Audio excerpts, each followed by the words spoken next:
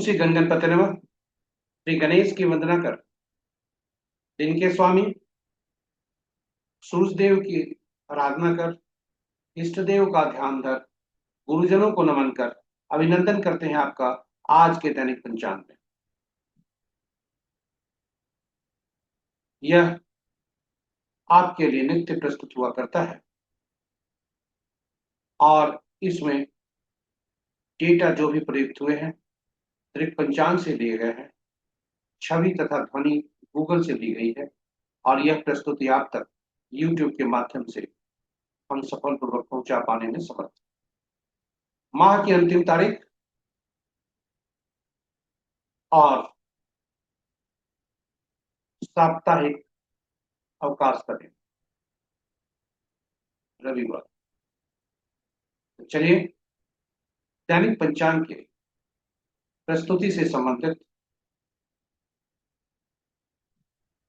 हम सूची और उस पर चर्चा करते हैं। यह दैनिक पंचांग नित्य की भांति 5 भागों में आपके समक्ष प्रस्तुत हुआ करता है और इसके पहले भाग में पंचांग मुहूर्त और ग्रहों के गोचर से संबंधित चर्चा होती है। इसी पहले भाग से पंचांग और मुहूर्त को लेकर हम लघु पंचांग आपके लिए आपके सुझाव के अनुरूप हम नित्य प्रस्तुत अलग से करते रहे। दूसरा भाग इसका बहुत ही महत्वपूर्ण, जन्म पत्रिका में चंद्रमा जिस नक्षत्र में स्थायी रूप से बैठे हैं और आज गोचर जो कर रहे हैं जिस नक्षत्र में, उसके अनुसार कैसे दिन होने की संभावना है, जिसे ताराबल कहते हैं। ताराबलम सिद्धांत मूलतः 9 तारा चक्र पद्धति पर आधारित है और 9 तारा चक्र पद्धति जातक के पूरे जीवन के बारे में बताता है, जबकि ताराबलम आज के दिन के बारे में सभी जातकों के लिए बताता है। अंतर यही, 9 तारा चक्र पद्धति एक जातक के जीवन भर की चर्चा करता है और ताराबलम हर जातक के आज के खास दिन के बारे में बात। तो चलिए चर्चा हम प्रस्तुति में करेंगे विशेष। तीसरा भाग हमने नक्षत्र की चर्चा दूसरे भाग में की। यहाँ चंद्रमा जन्म कुंडली में स्थायी रूप से जिस राशि में है, जो जातक की राशि हुआ करती है, और आज जिस राशि में भ्रमण कर रहे हैं, उस दोनों के परिप्रेक्ष्य में आज कैसा दिन होने की संभावना, संकेत क्या मिलता है, यह इसे चंद्र बलम कहते हैं।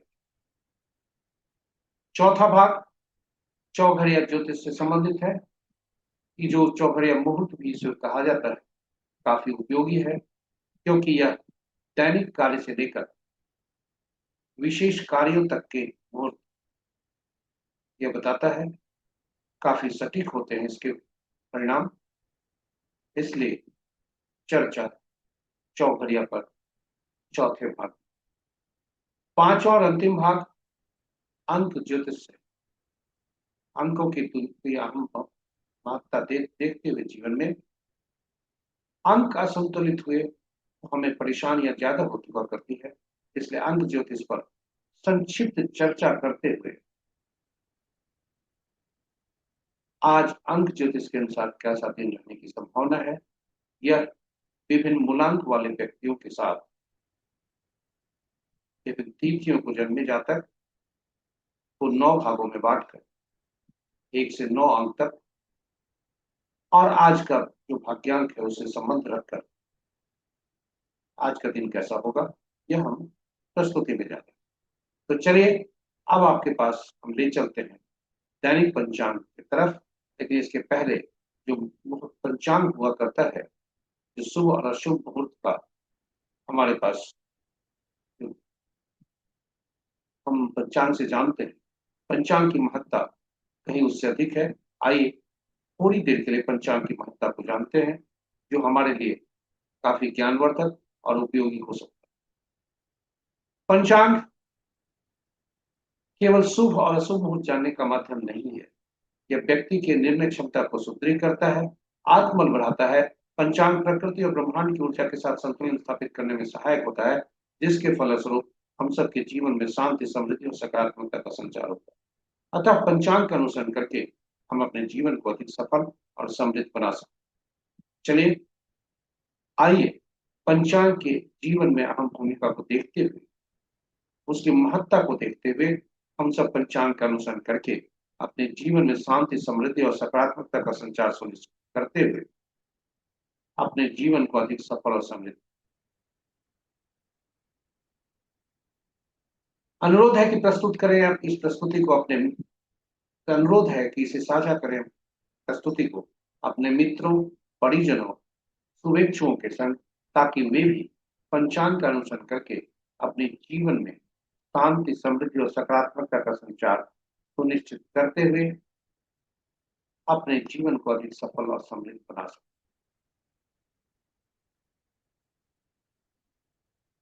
चलिए, हम आपको ले चलते हैं दैनिक पंचांग की तरफ, और इसके पूर्व के हम दैनिक पंचांग की तरफ चलें। गणेश जी का त्योहार है, इसलिए मौन साधना चंद पल के लिए गणेश के याद में उनको नमन करते हुए, ताकि हमारे जो प्रस्तुति है वो निर्बाध गति से आगे बढ़े और आप तक बिना ब्रेक हुए पहुंचे। चलिए, गणेश की मौन मन ही मन स्तुति करते हैं।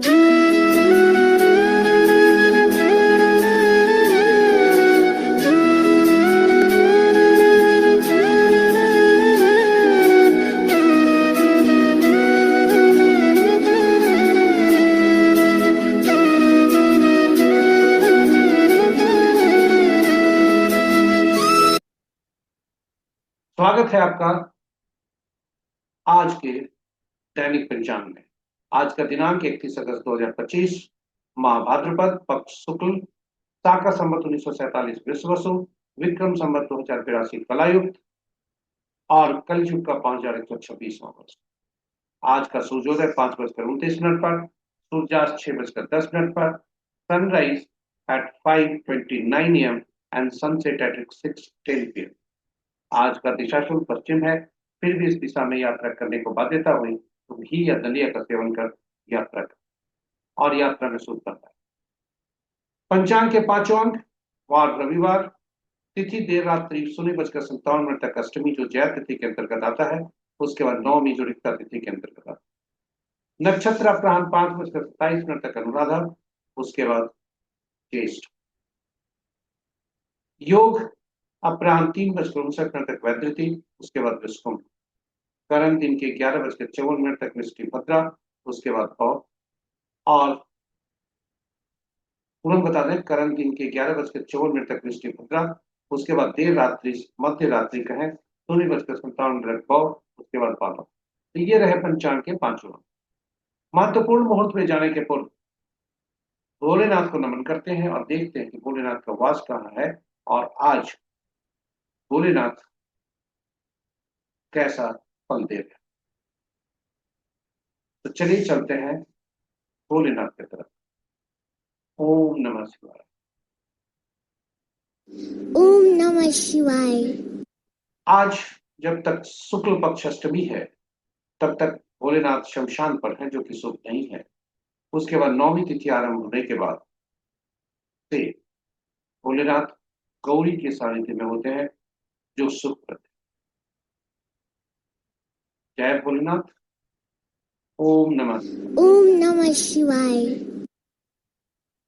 महत्वपूर्ण मुहूर्त में शुभ मुहूर्त अभिजीत मुहूर्त दिन के 11:24 से 12:15 तक। अमृत काल प्रातः 5:49 से प्रातः 7:37 तक। विजय मुहूर्त अपराह्न 1:56 से 2:43 तक। और गोधूली बेला संध्या 6:10 से 6:32 संध्या तक। निशिता मुहूर्त देर रात्रि 11:27 से मध्य रात्रि 0:12 तक। रात्रि में किए जाने वाले पूजा पाठ, जब तक साधना, तंत्र मंत्र आदि के लिए निशिता मुहूर्त श्रेष्ठ हुआ करते हैं। अशुभ मुहूर्त में सबसे प्रभावी अशुभ मुहूर्त राहु काल अपराह्न 4:35 से 6:10 यानी सूर्यास्त तक। गुलिक काल अपराह्न 3 बजे से अपराह्न के ही 4:35 तक, यमगंत दिन के 11:50 से 1:25 अपराह्न तक, और वर्ज मुहूर्त देर रात्रि 11:37 से 1:23 तक। भद्रा प्रातः 5:29 से 11:54 दिन तक, और गनमुल अपराह्न 5:27 से 5:30 तक, यानी कल सूर्योदय तक। एक सुधार जो लघु पंचांग में हमने गलती से बताया था कि वर्ज्य मुहूर्त हमने दिन से लेकर अपराह्न तक बताया था, जो कि सुधार कर किया हमने। यह देर रात्रि 11:37 से 1:23 तक है। अपराह्न 11:37, दिन के 11:37 से अपराह्न 1:23 तक। भूल के लिए क्षमा प्रार्थना। भद्रा का वास आज स्वर्ग में है, जो कि शुभ। तो चलिए, ये रहे हमारे शुभ और अशुभ मोड़। अब आपको हम ले चलते हैं ग्रहों के गोचर की स्थिति पर, जो स्थानीय समय पटना के 5 बजे प्रातः है। चंद्रदेव वृश्चिक राशि में आकर नीच के हो गए हैं, और अनुराधा नक्षत्र में भी, जो शत्रु के नक्षत्र। वहीं बुधदेव सूर्य और केतु के साथ सिंह राशि में प्रवेश कर गए हैं। ग्रहों के अंशीय अंश के अनुसार स्थिति अगर देखें तो बुध देव कमजोर, अभी शिशु अवस्था में है, कमजोर है। शेष ग्रह मजबूत अवस्था। राशि के अनुसार मित्र राशि में 2 ग्रह, शत्रु राशि में 4 ग्रह, सम राशि में 2 ग्रह, और अपनी राशि में 1 ग्रह सूर्य देव।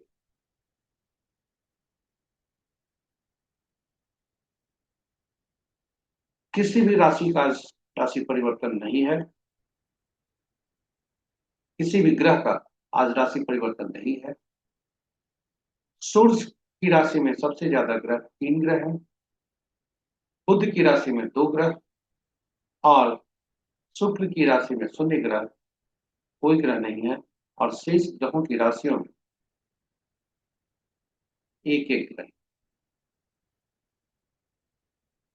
नक्षत्र के अनुसार यदि देखें तो मित्र नक्षत्र में 2 ग्रह, शत्रु नक्षत्र में 3 ग्रह, सम नक्षत्र में 2 ग्रह, और स्व नक्षत्र में 2 ग्रह।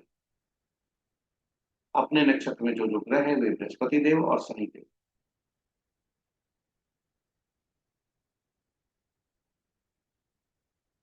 सूर्य, मंगल और राहु 3 ऐसे ग्रह हैं जो स्वतंत्र ग्रह हैं, जिनके नक्षत्र में कोई भी ग्रह नहीं है। और इस प्रकार शुक्रदेव बृहस्पति देव के नक्षत्र में 2 2 ग्रह, शनि देव के नक्षत्र में 3 ग्रह, और शेष ग्रहों के नक्षत्र में 1 1 ग्रह। तो ये रहे हमारे दैनिक पंचांग के पहले भाग की प्रस्तुति। अब हम आपको ले चलते हैं दूसरे भाग, जो नक्षत्र से संबंधित है। जन्म पत्रिका में चंद्रमा जिस नक्षत्र में है, उसके अनुसार कैसा फल होने की संभावना है।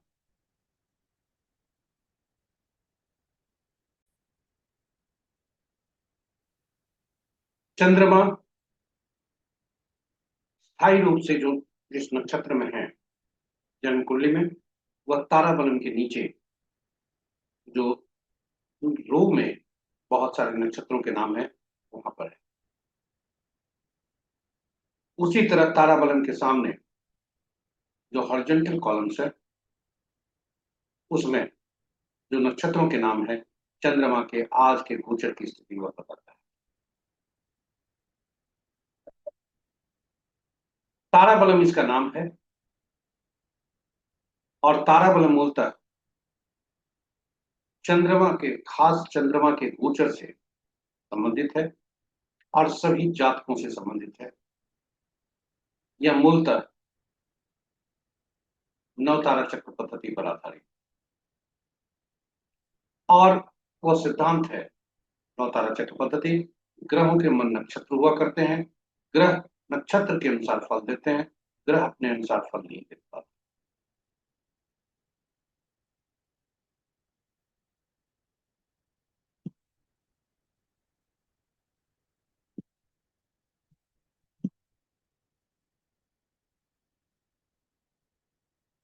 और यदि उसका आकलन करें तो कुल 27 नक्षत्र होते हैं।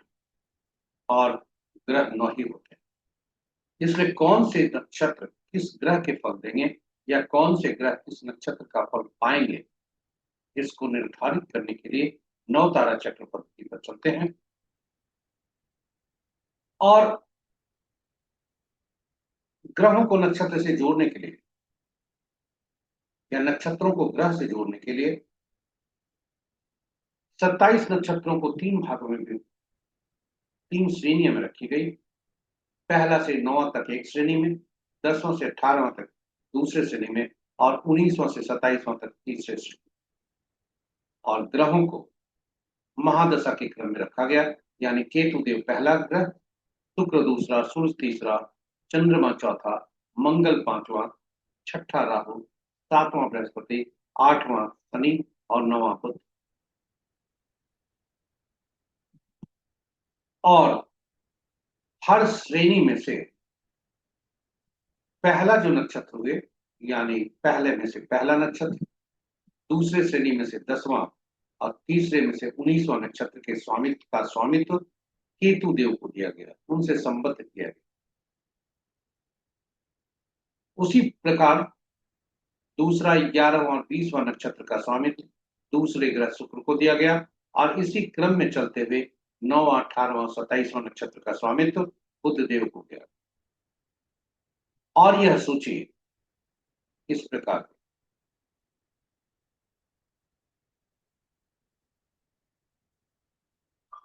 केतुदेव के नक्षत्र में केतुदेव अश्विनी, माघा और मूला जो पहला, 10वां, 19वां नक्षत्र हुए, उनके स्वामी बने। वहीं शुक्रदेव दूसरा, 11वां, 20वां नक्षत्र के भरणी, पूर्वा फाल्गुनी, पूर्वाषाढ़ा नक्षत्र के स्वामित्व बने। अगर आगे बढ़ते चले तो कृतिका, उत्तरा फाल्गुनी और उत्तराषाढ़ा, इनका स्वामी जो तीसरे, 12वें और 21वें नक्षत्र बनते हैं, उनका स्वामित्व सूर्यदेव को। और इसी क्रम में बढ़ते हुए बुधदेव अश्लेषा, ज्येष्ठा और रेवती नक्षत्र के स्वामी बने। अब फलित कैसे होता है, यह महत्वपूर्ण है। यहां से बहुत ही महत्वपूर्ण बिंदु है जो कि आपको ध्यानपूर्वक सुनना चाहिए। जहां जन्म पत्रिका में चंद्रमा जिस नक्षत्र में जन्म हुआ है, उनके स्वामी को पकड़ेंगे। यानी किसी जातक का जन्म यदि भरणी, पूर्वा फाल्गुनी या पूर्वाषाढ़ा नक्षत्र में हुआ हो, तो शुक्र देव उसके पहले ग्रह बनते हैं और गणना वहीं से आरंभ होती है। जातक के लिए का जन्म जो है शुक्र की महादशा में होता है, उसके पिछले जन्म में मृत्यु भी शुक्र की महादशा में हुई होगी। क्योंकि जब भी आप इसकी कुंडली बनाएंगे, जातक कोई भी, चाहे भरणी, पूर्वा फाल्गुनी या पूर्वाषाढ़ा नक्षत्र में किसी नक्षत्र में जन्म होगा, जातक का शुक्र की महादशा से आरंभ होगी। और जब भी हम जन्म कुंडली बनाते हैं और दशा महादशा का फल देखते हैं, तो वहां पर आता है शेष रोगांश या रेसिडुअल पार्ट ऑफ दशा। तो वह जो पिछले जन्म में मान लीजिए शुक्र की महादशा है और वह 20 साल का है, उसमें से 8 साल अगर उसने भोग लिया है, तो 12 साल इस साल जन्म में भोगना। तो इस प्रकार हम ग्रह के कौन सी दशा महादशा हमारे लिए चलेगी, प्रारंभ कहां से हुई, यह जान सकते हैं। साथ ही साथ अब इससे आगे महत्वपूर्ण बिंदु है, इसको ध्यान दें। पहला ग्रह जो होता है मिश्रित फल देता है, शुभ और अशुभ दोनों देते हैं, शुभ कम अशुभ ज्यादा देते हैं। इसलिए पहला ग्रह से जो गिनती होती है वह मिश्रित फल देता है। वहां से गिने दूसरा, चौथा, छठा, आठवां और 9वां ग्रह जो बने, वे शुभ फलदायी होते हैं, अति शुभ फलदायी। वहीं शुक्र से तीसरा, पांचवां, सातवां और ग्रह जो होते हैं, ये अशुभ फलदायी। पूरा बता दें, जो पहल जन्म ग्रह जो हुए, जन्म नक्षत्र के स्वामी जो बने, उस वहां जो पहला ग्रह बना, वहां से गणना आरंभ कीजिए। पहला ग्रह, तीसरा ग्रह, पांचवा ग्रह और सातवां ग्रह पीड़ादायक होते हैं, बाधक होते हैं, अशुभ होते हैं। और यह सूची इस तरह की बनती है। अब आप ही बताएं कि जब शुक्र के नक्षत्र में जन्मे जातक के लिए चंद्रमा, राहु, पहला ग्रह शुक्र बने, तीसरा ग्रह चंद्रमा बने, पांचवा राहु बने और सातवां शनिदेव बने, तो शुक्र देव के नक्षत्र में जन्मे जातक के लिए, चाहे भरणी पूर्वा फाल्गुनी पूर्वाषाढ़ा कोई भी हो, चंद्रमा, राहु और शनिदेव ये समस्या के कारक हुए। अब और शेष जो ग्रह हुए वे शुभ कारक। अब यदि हमें पूर्व से पता है कि हमारे लिए शुक्र की महादशा, चंद्रमा की महादशा, राहु की महादशा और शनि की महादशा पीड़ादायक होगी, और शनि की महादशा विशेष पीड़ादायक होगी क्योंकि नैधन्य में जाएंगे, सातवां ग्रह, तो हम मानसिक रूप से अपने आप को तैयार कर सकते हैं कि हमें कुछ परेशानी होगी, कुछ हमें चुनौती आएगी जीवन की, और उस अवधि को पार कर गया फिर हमारे लिए सुखकारी है। इसलिए जब हम यह जान गए कि कौन से ग्रह हमारे लिए शुभकारी होंगे, कौन से ग्रह अशुभकारी होंगे, दशा महादशा किसकी अच्छी होगी, किसकी खराब होगी, तो जो अच्छे महादशा में हम अच्छे फलों का निष्पादन कर सकते हैं, खराब महादशा में हम अपने आप को मानसिक रूप से तैयार करते हैं चुनौती को का सामना करने, और यह हमारे लिए कम पीड़ादायक हो। उसी तरह जन्म कुंडली में जो ग्रह अशुभकारी हैं, वे अच्छे भाव में बैठने के बावजूद हमें शुभ फल कहां से देंगे। और अंत में जो अशुभकारी नक्षत्र के जातक हैं, ऐसे जातक जिनका जन्म शुक्र के नक्षत्र में हुआ है, यानी फल, क्योंकि हम शुक्र की चर्चा आज कर रहे हैं, जन्म नक्षत्र स्वामी शुक्र है, तो भरणी पूर्वा फाल्गुनी पूर्वाषाढ़ा जो जन्म का नक्षत्र हुआ, चंद्रमा का नक्षत्र हुआ रोहिणी, हस्ता और श्रवण, राहु का नक्षत्र हुआ आद्रा, स्वाति और शतभिषा, और शनि का नक्षत्र हुआ पुष, अनुराधा और उत्तरा भाद्रपद। इन नक्षत्रों के व्यक्ति जातक के लिए समस्या के कारक बन सकते हैं, पीड़ादायक। वहीं दूसरा ग्रह जो है सूर्य, जन्म कुंडली में जहां बैठे हैं, उससे संबंधित कार्य यदि हम करते हैं तो संपत्ति के कारक। इस प्रकार हम सभी ग्रहों के फल हम जान सकते हैं, कौन से व्यक्ति हमारे लिए पीड़ादायक होंगे यह भी हम जान सकते हैं। तो 9 तारा चक्र पद्धति जातक के खास जातक के बारे में बताता है कि कौन कौन से ग्रह उस जातक के लिए शुभकारी होंगे, अशुभकारी होंगे, कौन कौन से नक्षत्र में जन्मे जातक जातक व्यक्ति जातक के लिए शुभकारी या शुभकारी हो सकते हैं, या जातक उनके लिए शुभकारी या अशुभकारी हो सकता है। इसके अतिरिक्त जन्म कुंडली में हमारी खास जन्म कुंडली उस जातक का ग्रह कैसे फल देंगे यह भी हम जान सकते हैं। तो नवतारा चक्र पद्धति हमें सब कुछ जानकारी देता है जातक के बारे में, पूरे जीवन के बारे में। वहीं जब हम चंद्रमा के परिप्रेक्ष्य में देखते हैं तो पूरे जातक के बारे में, विश्व के सारे जातक के बारे में जो विभिन्न नक्षत्रों में जन्मे हैं, उनके बारे में आज कैसा दिन होगा यह संकेत करता है। तो दोनों तारा बलम और 9 तारा चक्र पद्धति दोनों अलग अलग हैं,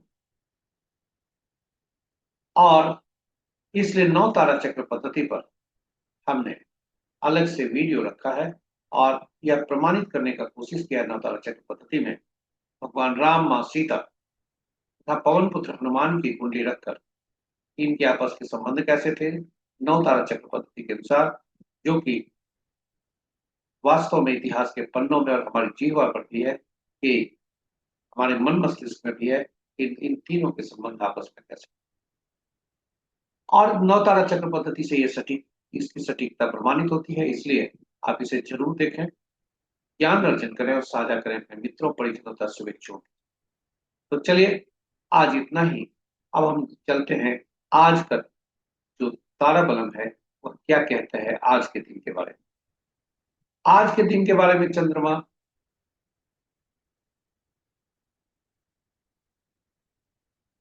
5:27 संध्या तक, अपराह्न तक वे अनुराधा नक्षत्र में हैं, उसके बाद ज्येष्ठा नक्षत्र में जाते हैं। और जब वे ज्येष्ठा नक्षत्र में जाते हैं तब से गंडमूल भी आरंभ होता है। तो यदि भरणी, पूर्वा फाल्गुनी या पूर्वाषाढ़ नक्षत्र का जन्म जातक हो तो पहला भाग नैधन्य है, काफी पीड़ादायक, और उसके बाद शुभ कार्य। अभी हमने कहा था उदाहरण में कि नौ तारा चक्र पद्धति के अनुसार यदि हम शुक्र का ही नक्षत्र हम लिए थे और उसमें दिखाया था कि शनि का नक्षत्र जातक के लिए ज्यादा पीड़ादायक होगा, और यहाँ पर आज देखें कि उस जातक का ही उदाहरण है, यहाँ पर एरो जा रहे हैं, आज उसके लिए काफी अच्छे दिन नहीं है, सावधान रहने की जरूरत है।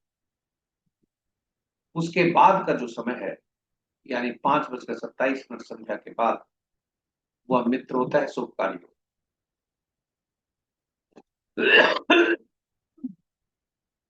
वही यदि देखें पुनर्वसु, विशाखा या पूर्वा भाद्रपद में जन्मे जातक के लिए पहला भाग संपत्ति का होता है और दूसरा भाग चंद्रमा के गोचर का, विपद का। इस प्रकार हम यह ज्ञात कर सकते हैं कि आज का दिन किस जातक के लिए कैसा होगा, और हर जातक अपने बारे में जान सकता है। इसे तारा बलम कहते हैं। अब प्रश्न उठता है कि यदि आज का हमारा तारा जन्म, विपद, प्रत्यय या नैधन्य में हो तो क्या करना चाहिए या क्या नहीं करना। तो कोई भी शुभ काम नहीं करें, अपने जो भी इष्ट देव हैं उनकी आराधना करें,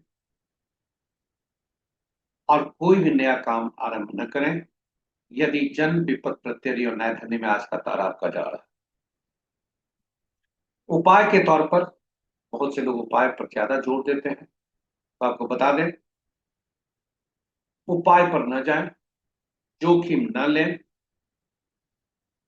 नुकसान हो सकते हैं, क्योंकि जो उपाय वर्णित हैं उसकी सटीकता, प्रामाणिकता हमें नहीं है, इसलिए जोखिम का सलाह हम नहीं देंगे। जानकारी के लिए आपको बता दें कि यदि आज का चंद्रमा तारा आपका जन्म नक्षत्र में है तो पीला कद्दू पत्ते वाली सब्जी का दान करें, विपत्त में है तो गुड़ का दान करें, प्रत्यरी में है तो नमक का दान करें, और नैधन्य है तो पुनः फिर मुहूर्त को त्यागें, और यदि मजबूरी हुई तो तिल का सहित स्वर्ण का दान करें। फिर भी बता दें यह अपुष्ट है, कंफर्म नहीं है, इसलिए जोखिम नहीं है। इन्हीं शब्दों के साथ हम आपको अब ले चलते हैं राशि के अनुसार चंद्रमा कैसा दिख सके के होने के संकेत दे रहे हैं सभी जातकों के बारे में। राशि के अनुसार यह फल चंद्रमा की राशि के अनुसार देखे जाते हैं, लगन के अनुसार। तो चलिए हम आपको बताते हैं कि राशि के अनुसार आज कैसा दिन होगा। क्योंकि चंद्रमा आज राशि परिवर्तन नहीं करेंगे, इसलिए फल एक ही है। वृषभ, मिथुन, कन्या, वृश्चिक, मकर और कुंभ राशि के जातक के लिए दिन अच्छे हैं। 30 राशि वाले जातक के लिए थोड़ी परेशानी के हो सकते हैं, सावधान। अब आपको हम ले चलते हैं, ले आए हैं चौघड़िया मुहूर्त पर। चौघड़िया एक प्रकार का मुहूर्त है, इसकी काफी उपयोगिता है। यह शुभ और अशुभ समय दर्शाता है, किसी भी शुभ काम को करने के लिए इसका उपयोग किया जाता है, और वह शुभ काम हो सकता है दैनिक कार्य से संबंधित भी हो, या पूजा पाठ, या कोई भी नया कार्य आरंभ हो। तो इसका उपयोग किया जाता है। इसकी उपयोगिता काफी है। और यदि कोई व्यक्ति उचित मुहूर्त नहीं देख पाया, नहीं देखना चाहता हो, तो कम से कम शुभ काम, अपने कार्य में शुभता को सुनिश्चित करने के लिए और अशुभता को नहीं फटकने देने हेतु कम से कम चौघड़िया मुहूर्त जरूर देखें। चौघड़िया की उपयोगिता काफी है, अतएव हमने हिंदी और अंग्रेजी में अलग अलग यूट्यूब पर वीडियो रखा है। चौघड़िया की उपयोगिता हिंदी में, यूटिलिटी ऑफ चौघड़िया अंग्रेजी में। संक्षेप में हम बता दें,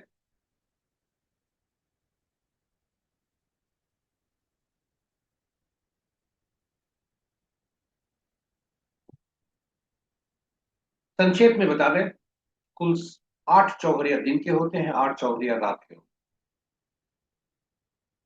किंतु सप्ताह के दिन 7 ही होते हैं, इसलिए 7 चौघड़िया का नामकरण हुआ। और 8वां चौघड़िया जो आदि का चौघड़िया होता है, दिन का और रात का, वही अंत का चौघड़िया हुआ करता है। इस प्रकार 8 चौघड़िया, सभी का संबंध साप्ताहिक दिनों से, और सभी साप्ताहिक दिनों का संबंध उनके शासक ग्रह से। और वे शासक ग्रह विशेष कार्य करने के लिए उपयोगी हुआ करते हैं, जिसकी सारी की सूची आपके समक्ष प्रस्तुत है। इस प्रकार प्रत्येक चौघड़िया विशेष कार्य, विशेष प्रयोजन के लिए अधिक उपयोगी हुआ करते हैं। दैनिक कार्यों के लिए भी उपयोगी है, लेकिन विशेष कार्य के लिए ज्यादा उपयोगी भी हुआ करते हैं। दिन का चौघड़िया राहु काल, काल वेला और वार वेला से ग्रसित हो सकता है, और रात्रि का चौघड़िया काल रात्रि से। और जब भी कोई चौघड़िया अशुभता से अधिव्याप्त हो, तो उस चौघड़िया को त्याग कर देना चाहिए। तो चलिए आज का चौघड़िया के बारे में चर्चा करते हैं। आज का चौघड़िया कैसा है? आज उद्वेग रविवार है, उद्वेग चौघड़िया से दिन आरंभ हो रहे हैं, उद्वेग चौघड़िया से दिन समाप्त हो रहे हैं। रात्रि शुभ चौघड़िया से आरंभ हो रहा है, शुभ चौघड़िया से समाप्त। दिन के चौघड़िया अमृत चौघड़िया 10:14 से 11:50 तक है, वार विला से ग्रसित है। और काल चौघड़िया जो 11:50 से 1:25 तक है, वह काल विला से ग्रसित। वहीं संध्या का उद्वेग चौघड़िया 4:35 से 6:10 तक राहु काल से ग्रसित। रात्रि में लाभ चौघड़िया जो 1:15 रात्रि से 2:40 तक है, काल रात्रि से ग्रसित। शेष चौघड़िया, तो चलिए शुभ चौघड़िया का उपयोग करें और अशुभ चौघड़िया को त्यागें, और अपने कार्य में शुभता लाते हुए उपलब्धि लाएं, जो आपके लिए खुशी का कारण। इन्हीं शब्दों के साथ हम आप चौथे स्तुति से निकलते हुए 5वें भाग में आते हैं। 5वां भाग अंक ज्योतिष से संबंध रखता है। अंक ज्योतिष बहुत ही महत्वपूर्ण है, और यह अंकों पर काम करता है। अंकों का हमारे जीवन में अहम भूमिका होती है। जन्म से मृत्यु और मृत्यु के पश्चात भी अंक हमारा पीछा नहीं छोड़ते। हम अंक में ही जीते हैं, अंक में सांस लेते हैं, और अंकों के बीच ही हमारी मृत्यु होती है, और वह अंक भी यादगार रहा करते हैं। तो अंक हमारे लिए महत्वपूर्ण है, और वे अंक होते हैं 1 से 9 तक। यानी एकल अंक में ही, सिंगल डिजिट के अंक ही उपयोग होते हैं अंक ज्योतिष। 1 से 9 तक अंक का 5वां अंक ऐसा हुआ जो सभी 1 से 9 के अंक को बैलेंस करता है, क्योंकि वह अपने पहले के अंकों को, बाद के अंकों को वह संतुलित करता है। सोने की गणना अंक में ज्योतिष में नहीं ली जाती, क्योंकि वह अनिश्चितता को दर्शाता है। और ये 1 से 9 तक अंक में 5वां अंक ऐसा है जो कि बीच का अंक है, वह सभी अंकों को बैलेंस करने की कोशिश करता है। ये 1 से 9 जो अंक है, इनके शासक ग्रह हैं, और इनको विभिन्न नामों से जाना जाता है। तो पहला के शासक ग्रह सूर्य, दूसरा के चंद्रमा, तीसरा के बृहस्पति, चौथा के राहु, पांचवा का बुध, छठा का शुक्र, सातवां का केतु, आठवां का शनि और नौवां का मंगल।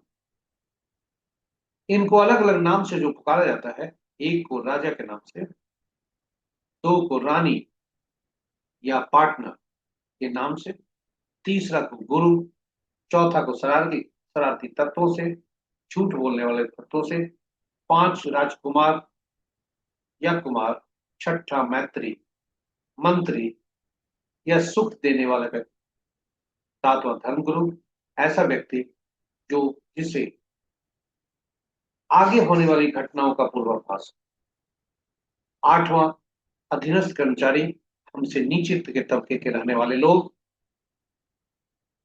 हमारे अधीन काम करने वाले लोग और न्यायालय, और नौवां सेनापति, डॉक्टर, पुलिस। ये हमारे सभी नौ ग्रह, नौ अंकों के स्वामी, और नौ अंकों को किस नाम से पुकारा जाता है वह आपके लिए उपस्थित। अंक ज्योतिष में दो तरह के अंक होते हैं। पहला स्टैटिक अंक, जो कि जन्म तिथि के रूप में होते हैं, स्थिर होते हैं, ये बदलते नहीं।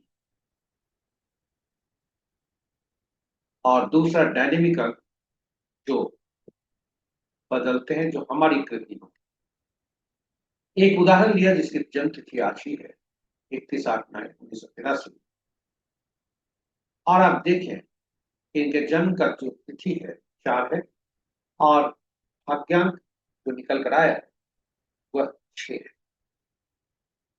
मूलांक जिसको कहते हैं, जिसे ड्राइवर भी कहते हैं, वो जन्म तिथि का योग है, तिथि का केवल योग है। और जन्म तिथि में तिथि माह और वर्ष जो हुआ करते हैं, जो ईश्वर द्वारा प्रदत्त हैं, गिफ्टेड हैं, उनके योग को कंडक्टर कहते हैं। कुल योग 6 होता है। यानी तिथि का, जन्म तिथि से तिथि को लेकर जब हम निकालेंगे तो वह मूलांक कहलाता है, ड्राइवर कहलाता है। वहीं पूरे अंकों को जोड़ते हैं तो कंडक्टर कहलाता है और वाक्यांक कहलाता है।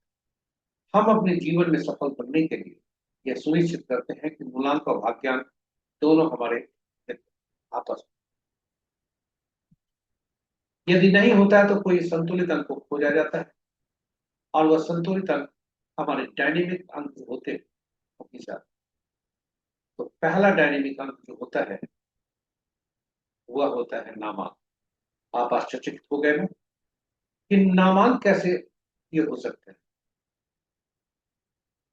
नाम का अंक कैसे हो सकता है, वो तो अक्षर का है। तो आपको बता दें कि नाम में जो अक्षर प्रयुक्त होते हैं उनके अंकीय मूल्य हुआ करते हैं, और उन अक्षरों को अंकीय मूल्य से परिवर्तित कर फिर जोड़ते हैं, और जोड़कर फिर हम गणना करते हैं।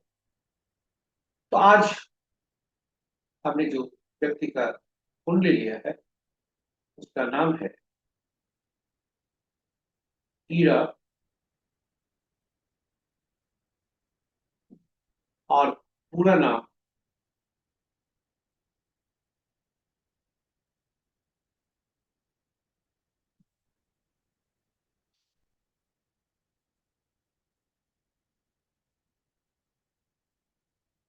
उनका पूरा नाम है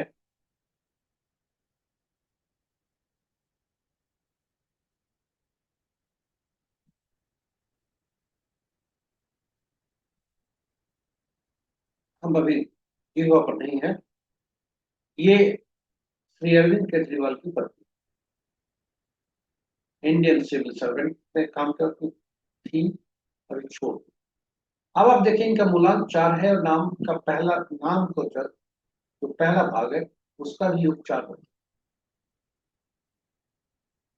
और 4 और 6 का मिश्रण है, क्योंकि ड्राइवर 4 है, कंडक्टर 6 है। हम आगे देखेंगे कि 4 वाले अंक के लिए 6 अंक कैसा हो, 4 के लिए खुद 4 कैसा हो।